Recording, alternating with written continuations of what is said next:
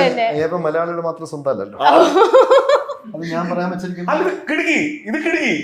പിന്നെ മാനസികമായിട്ട് ചില സ്ഥലങ്ങളിൽ തകർന്നു പോകുന്നു, ചില സ്ഥലങ്ങളിൽ ഞാൻ കയറി വരും. ഇവർക്കൊക്കെ സ്വന്തമല്ലേ തമിഴ്, തെലുങ്ക്, ഹിന്ദി, കന്നഡ, മലയാളം. നിങ്ങൾ തന്നെയാണോ ഡബ് ചെയ്തേ? എന്ത് ടോക്ക് അത്?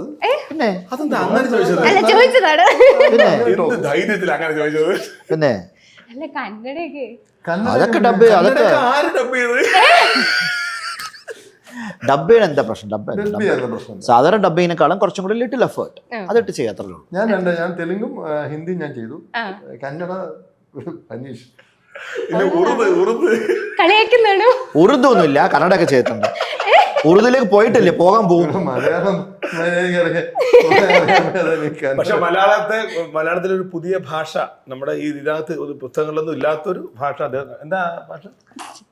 അത്യുഷ്ടപ്പെട്ട മറന്നുപോയി. അതായത് ഈ സിനിമ മുഴുവൻ ഞാൻ ചെയ്തത് അത്യുപ്രത്യക്ഷനായിട്ടാണ്.